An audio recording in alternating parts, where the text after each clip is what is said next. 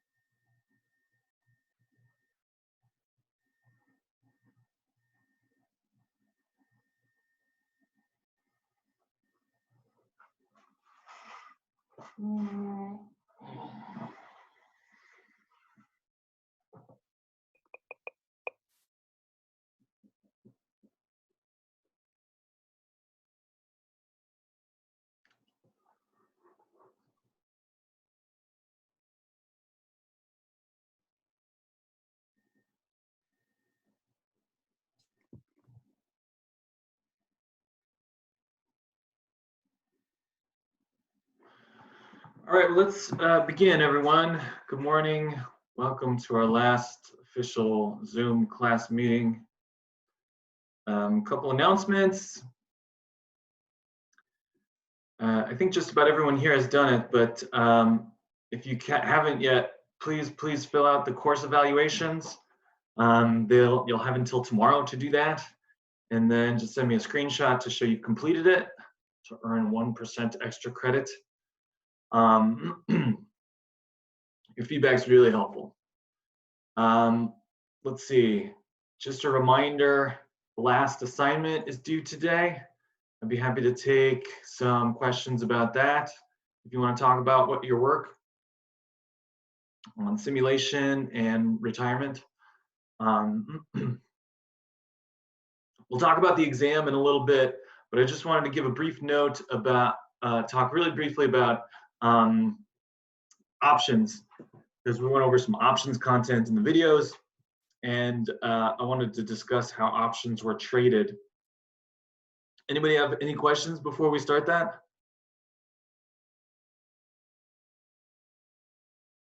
All right, well, let's take a brief look at stock options and how they're traded. So I'll pull up an option chain for a company, and we'll use Apple because their options are pretty heavily traded.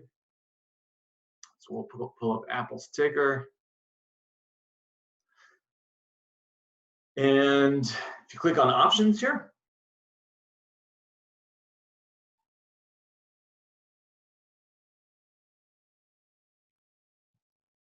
clicking on options, we see all these different option contracts, and then there's this pull down menu where you can select the contract expiration date, right? One of the terms of an option contract is how long until it expires. And you can see there's lots of different expiration dates. These ones expiring tomorrow expire really soon. I think I'll move and look at the May 15th contract just for illustrative purposes. I think those might be a little more liquid. But you can see different exercise prices and then the price of the options, right? Here's call options, the right to buy a share of Apple stock at a specified price. And you see right where the blue shading ends, this is right around the stock price, right? Apple's trading at right around 290 right now. And so if we were to buy like pretty much an at the money call option, one where if we exercised it, the payoff would be really close to zero. We'd pay $7.60 for an option that expires on May 15th.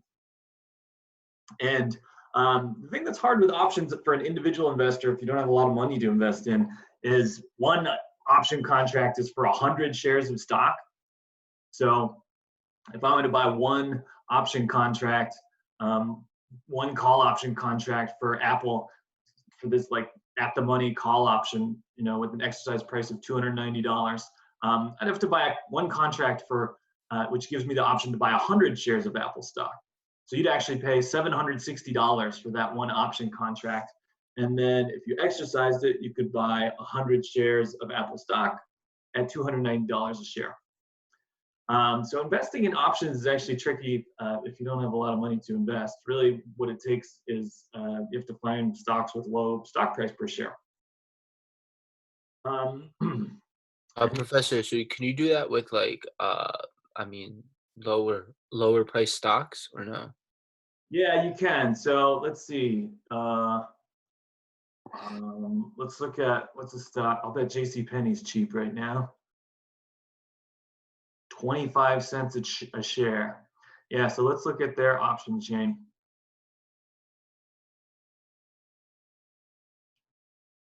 And we'll go to May 15th again.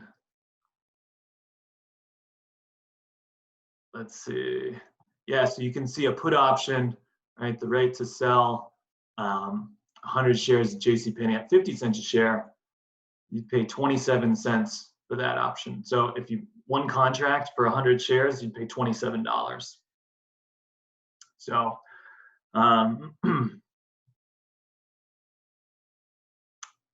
so yeah, low stock price per share. It's a little more feasible to invest in options without a lot of money. Now, if I were to buy an option for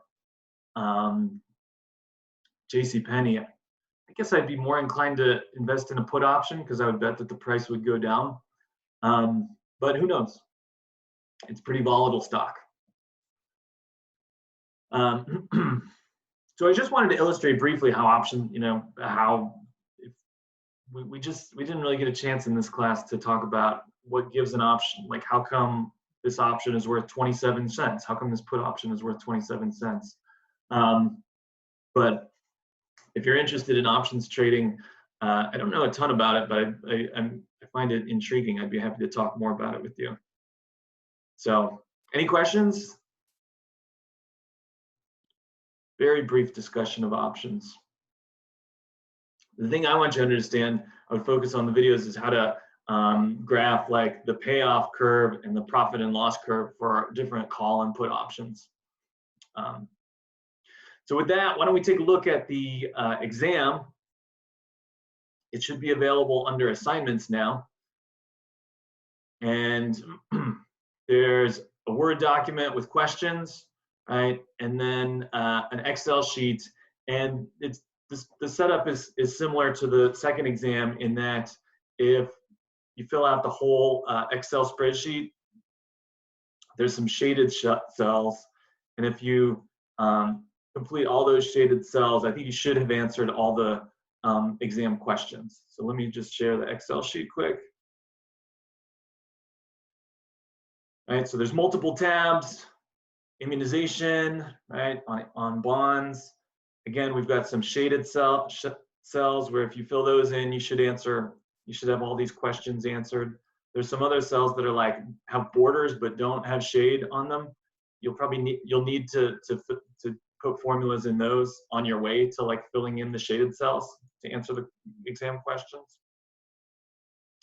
Same with value at risk. Got to simulate some stuff, some bond stuff, and then a couple things. There's a couple questions on options towards the end of the exam where you have to draw the payoff diagram for an option strategy.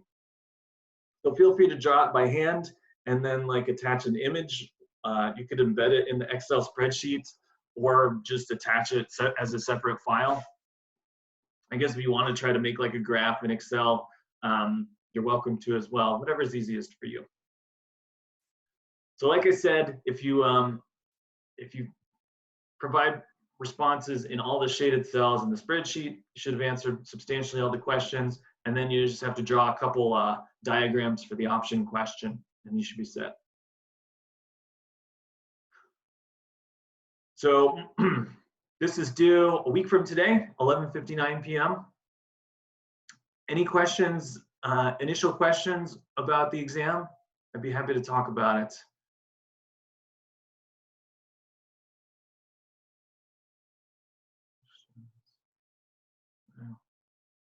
Okay. Well, good. And if anything comes up, just feel free to get in touch, and I'd be happy to help you out. All right. Remember to fill out the course evaluation if you can, please, please, please.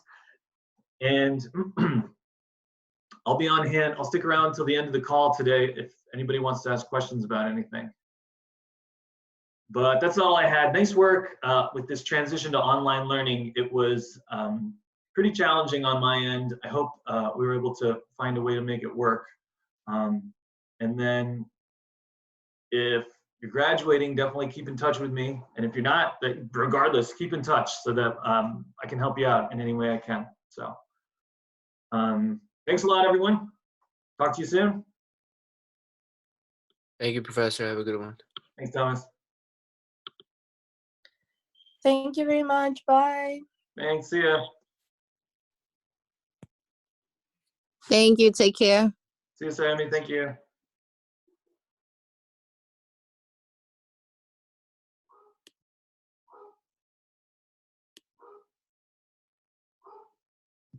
Thanks, Professor. Have a good one. Thanks, Michael. Say, did you see ServiceNow was up almost 9% yesterday? Oh, it was? Yeah. Oh, that's great. And it's up 6% today. So it's off to a great start. Nice work. Oh, so it's doing well. Oh, that's awesome. Yeah, yeah. Did Sean or Kubi end up emailing you back about what you asked us?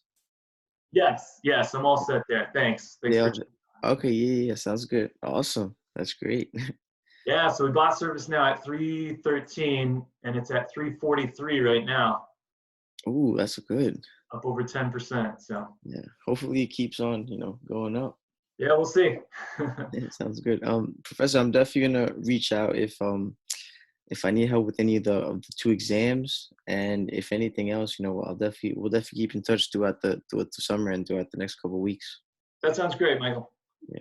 All right. Thank you so much. Have a good one. You too. See ya.